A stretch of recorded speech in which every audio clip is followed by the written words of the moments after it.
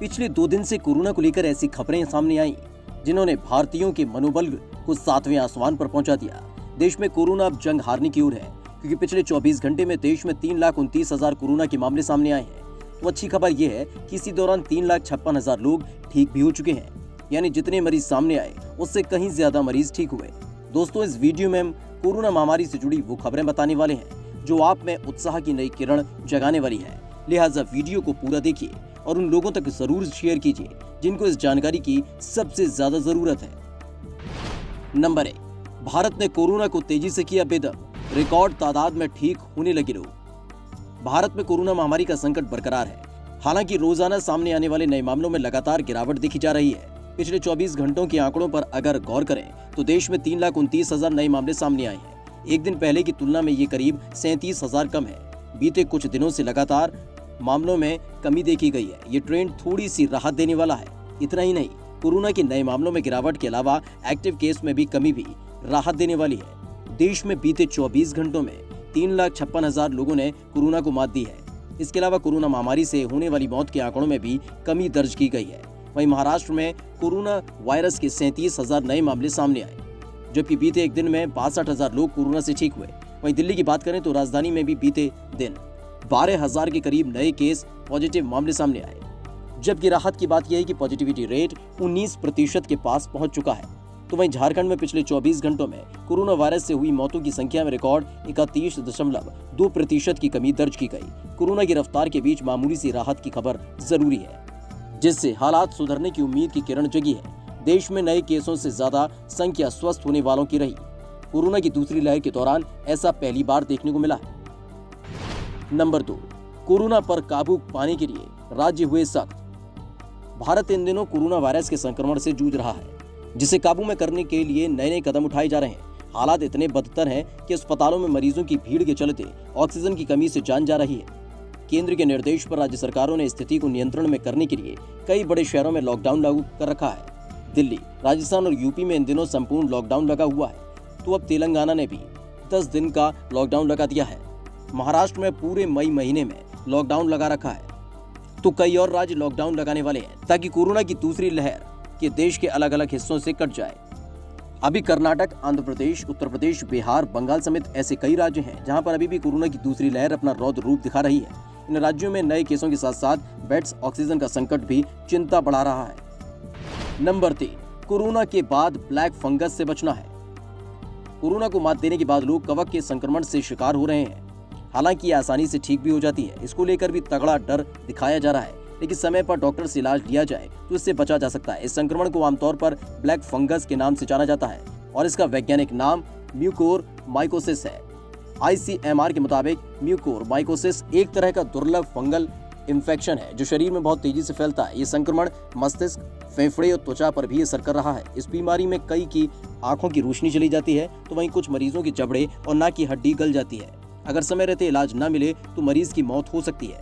ये fungal infection उन लोगों पर असर कर रहा है जो कोरोना की चपेट में आने से पहले ही किसी दूसरी बीमारी से ग्रस्त थे, तो उनका इलाज चल रहा है। वैज्ञानिकों का कहना है कि कोरोना के इलाज में उपयोग होने वाले एस्टेरॉइड भी इस फंगल इन्फेक्शन का कारण बन रहे हैं। ICMR के अनुसार कमजोर इम्यूनिटी वालों पर ये संक्रमण तेजी से असर करता है। खासतौर से कोरोना के जिन मरीजों को डायबिटीज है, उनमें शुगर लेवल बढ़ जाने पर म्यूकोरमाइकोसिस खतरनाक रूप ले सकता है। लिहाजा किसी में इसके लक्षण महसूस हो तो फौरन डॉक्टर से संपर्क करना चाहिए। समय रहते इलाज शुरू कर दिया जाए तो एंटी फंगल दवाओं से इसे ठीक किया जा सकता है।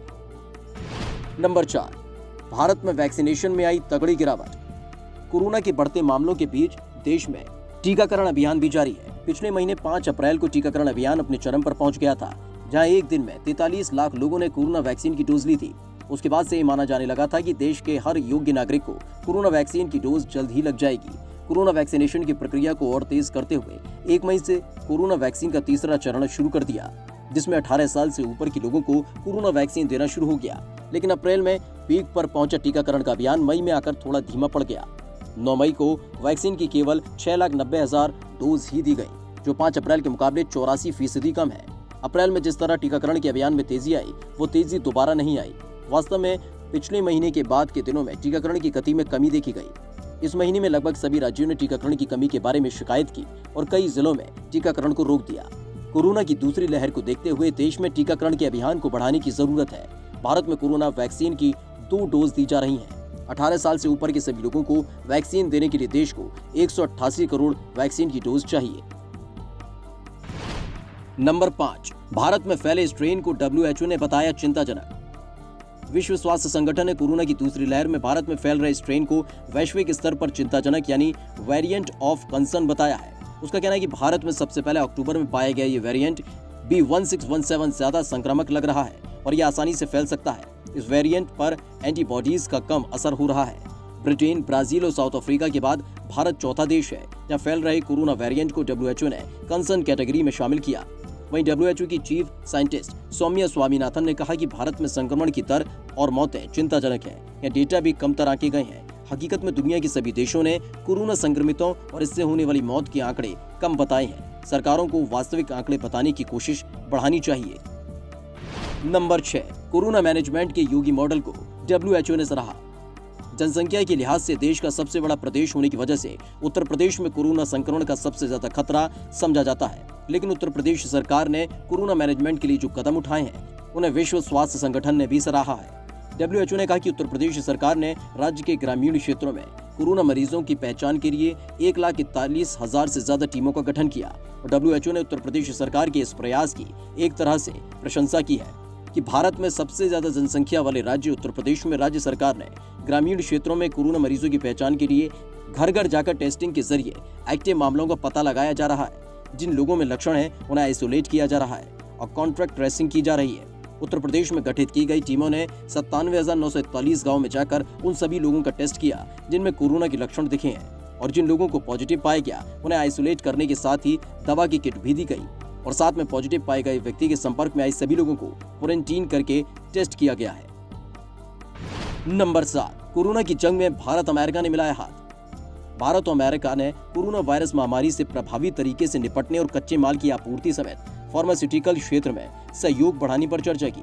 कोरोना वायरस की महामारी से निपटने में दोनों देशों के बीच सहयोग को लेकर विदेश सचिव हर्षवर्धन श्रृंगला और अमेरिकी दूतावास प्रभारी डेनियल बी स्मिथ के बीच चर्चा हुई। आपको बता दें कि फिलहाल अमेरिका भारत को तेजी से कोरोना सहायता पहुंचा रहा है। वहीं अब अमेरिका ने कोरोना के खिलाफ जंग में एक और बड़ा कदम आगे बढ़ाया है। अमेरिका की खाद्य और दवा प्रशासन ने 12 से 15 साल की उम्र के बच्चों के लिए भी फाइजर की कोरोना वैक्सीन के आपात इस्तेमाल को मंजूरी दे दी है। भारत भी आने वाले वक्त में बच्चों के लिए कोरोना वैक्सीन लगाने की प्लानिंग कर रहा है।